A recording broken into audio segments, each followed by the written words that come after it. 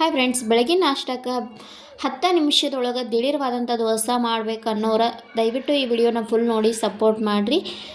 Instant ದೋಸೆನ ಯಾವ ಥರ ಮಾಡೋದಂತ ನಾನು ಈ ವಿಡಿಯೋ ಒಳಗೆ ತಿಳಿಸ್ಕೊಡಕತ್ತೀನಿ. ಜಾಸ್ತಿ ಏನೂ ಐಟಮ್ಸ್ ಬೇಕಾಗಿಲ್ಲ, ಮನ್ಯಾಗ ಆ್ಯಸ್ ಯೂಸ್ವಲ್ ಇರುವಂಥ ಸಾಮಾನ ಯೂಸ್ ಮಾಡಿ ದೋಸೆನ ಯಾವ ಥರ ಮಾಡೋದಂತ ನಿಮ್ಗೆ ತಿಳಿಸ್ಕೊಡಕತ್ತೀನಿ. ಫುಲ್ ಕ್ರಿಸ್ಪಿ ಆ್ಯಂಡ್ ಟೇಸ್ಟಿ ಆದಂಥ ದೋಸೆನ ನೀವು ಮನೆ ಒಳಗನ ತಯಾರು ಮಾಡ್ಕೋಬಹುದು. ಇದ್ರ ಟೇಸ್ಟ್ ಅಂತೂ ಸೂಪರ್ ಆಗಿರ್ತೈತಿ. ನೀವು ಒಂದ್ಸಲ ಟ್ರೈ ಮಾಡಿ ನೋಡಿರಿ, ಸಖತ್ತಾಗಿರ್ತೈತಿ. ವಿಡಿಯೋನ ಫುಲ್ ನೋಡಿರಿ, ಸಪೋರ್ಟ್ ಮಾಡಿರಿ.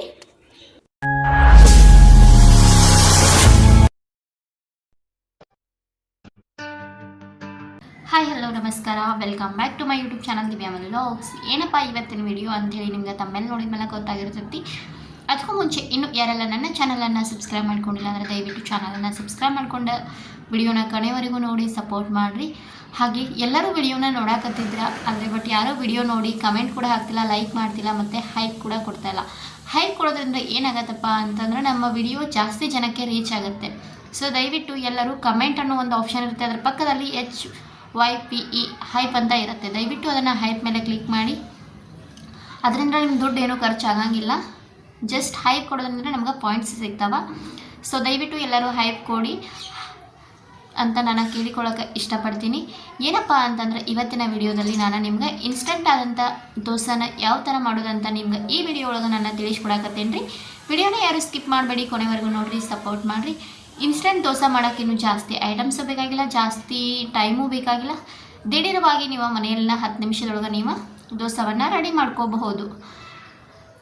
ಜಾಸ್ತಿ ಅಂತಂದ್ರೆ ಇವಾಗ ಮಕ್ಕಳ ಟಿಫನ್ ಬಾಕ್ಸಿಗಾಯಿತು, ಬೆಳಗಿನ ನಾಷ್ಟಕ್ಕಾಯಿತು, ನಮಗೇನಾದರೂ ಬ್ರೇಕ್ಫಾಸ್ಟ್ನ ರೆಡಿ ಮಾಡ್ಕೋಬೇಕಾಗ್ತೈತಿ. ಆವಾಗ ನಾವು ದೋಸೆ ಅದು ಮಾಡ್ಕೋಬೇಕಂದ್ರೆ ನಾವು ರಾತ್ರಿನ ಅಂದ್ರೆ ಬೆಳಗ್ಗೆಯಿಂದ ಅಕ್ಕಿ ನೆನೆ ಹಾಕಿ ರಾತ್ರಿ ರುಬ್ಬಿ ಮತ್ತು ನೆಕ್ಸ್ಟ್ ಡೇ ಬೆಳಗ್ಗೆ ಮಾಡಬೇಕಾಗ್ತೈತಿ. ಇದು ಆ ಥರ ಅಲ್ಲ, ನೀವು ಅವಾಗಿಂದ ಅವಾಗನ ಮಾಡ್ಬೋದು. ಅದು ಯಾವ ಥರ ಅಂತ ನಿಮ್ಗೆ ಈ ವಿಡಿಯೋ ಒಳಗೆ ತಿಳಿಸ್ಕೊಡ್ತೀನಿ ರೀ. ವಿಡಿಯೋನ ಸ್ಟಾರ್ಟ್ ಮಾಡೋಣ ಬನ್ನಿ. ನಾನು ಮೊದಲಿಗೆ 2 ಬೌಲ್ ಒಳಗೆ ಸಣ್ಣ ರವಾನ ತೊಗೊಂಡೇನಿ. ನೀವು ನೋಡ್ಬೋದು, ನಾನು ಸಣ್ಣ ರವಾನ ಯೂಸ್ ಮಾಡಕ್ಕೊಳಕತ್ತೇನೆ. ಇವಾಗ ನಾವು ಒಂದು ಮಿಕ್ಸಿ ಜಾರ್ ಒಳಗೆ ನಾವೇನು ಸಣ್ಣ ರವೆ ತೊಗೊಂಡಿದ್ವಲ್ಲ ಆ ರವಾನ ಸೇರಿಸ್ಕೊಳಕತ್ತೇನೆ ರೀ. 2 ಬೌಲ ರವಾನ ನಾವು ಮಿಕ್ಸಿ ಜಾರಿಗೆ ಹಾಕ್ಕೋಬೇಕು.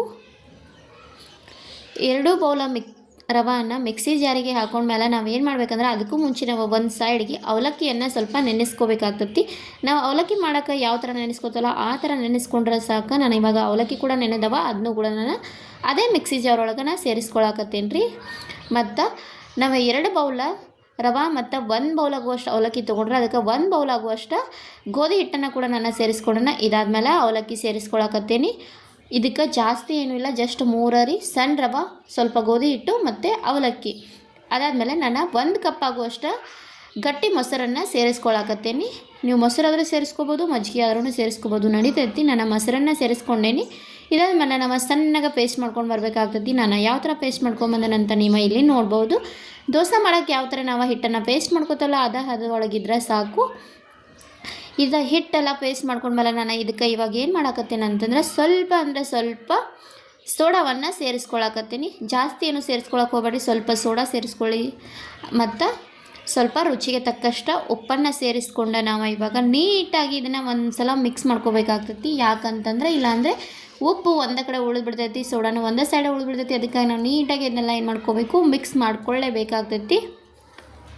ಇವಾಗ ನಾನು ಗ್ಯಾಸ್ ಮೇಲೆ ತವಾನ ಬಿಸಿ ಮಾಡ್ಕೊಳಕ್ಕೆ ಇಟ್ಕೊಂಡು ತವಾ ಕೂಡ ಬಿಸಿ ಆಗೈತಿ. ಇದಾದ್ಮೇಲೆ ನಾನು ಇದಕ್ಕೆ ಆಯಿಲನ್ನು ಸೇರಿಸ್ಕೊಳಕತ್ತೇನೆ.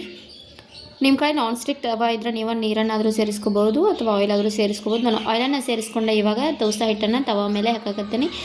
ನಾವು ದೋಸೆನ ಯಾವ ಥರ ಹಾಕೋತೇವಲ್ಲ ಅದೇ ಥರ ಹಾಕಬೇಕಾಗ್ತೈತಿ. ಇನ್ನೊಂದು ನಾನು ಆಲ್ಮೋಸ್ಟ್ ಎಲ್ಲರೂ ವಿಡಿಯೋ ನೋಡೀನಿ, ಅದ್ರ ದೋಸೆ ಕಲರ ಬೇರೆ ಥರನ ತೋರಿಸಿರ್ತಾರೆ. ಬಟ್ ಆ ಥರ ನನಗಂತೂ ಅನಿಸೋದೇ ಇಲ್ಲ. ಇದು ಆ್ಯಕ್ಚುಲಿ ಕಲರ್ ಆ ಥರ ಪರ್ಫೆಕ್ಟ್ ಆದಂಥ ದೋಸೆ ಕಲರ್ ಬರೋಂಗಿಲ್ಲ ರೀ ಫ್ರೆಂಡ್ಸ. ಒಂದಷ್ಟನ್ನು ಅದು ಹೆಂಗೆ ಮಾಡ್ತಾರೆ ನಂಗೆ ಗೊತ್ತಿಲ್ಲ, ಬಟ್ ಹೇಳಬಾರ್ದು, ಹೇಳಕತ್ತೀನಿ ನಾನು. ಎಲ್ಲನೂ ಯೂಟ್ಯೂಬ್ದಾಗ ಕರೆಕ್ಟಾಗಿ ತೋರಿಸ್ತಾರಂತ ಹೇಳೋಕೆ ಆಗಂಗಿಲ್ಲ ಫ್ರೆಂಡ್ಸ್. ಸೊ ನಾವು ನೋಡ್ಕೊಂಡನ ಮಾಡಬೇಕಾಗ್ತೈತಿ.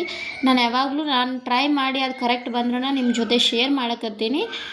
ನೀವು ಮುಂದೆ ನಾನು ವಿಡಿಯೋ ಒಳಗೆ ಕರೆಕ್ಟ್ ಆದಂತನೇ ತೋರಿಸತ್ತೇನೆ. ಯಾವ ಕಲರ್ ಬಂದೈತಿ ಅದನ್ನೂ ತೋರಿಸ್ತೇನೆ. ನಿಮ್ಗೆ ನೋಡ್ಬೋದು, ನೀವು ನಾವು ಮಾಡಿದ ದೋಸೆ ಈ ಕಲರ್ ಬಂದೈತಿ. ಬೇರೆಯವರು ಒಂದಷ್ಟು ಆರೆಂಜ್ ಕಲರ್ ತೋರಿಸ್ತಾರೆ. ಆ ಥರ ಏನು ಬರಂಗಿಲ್ಲ ಅನ್ಸುತ್ತೆ ನನ್ನ ಪ್ರಕಾರ, ಗೊತ್ತಿಲ್ಲ ಅವ್ರು ಏನು ಯೂಸ್ ಮಾಡ್ತಾರೋ ಅದ್ರಾಗದು ಅಂತೇಳಿ.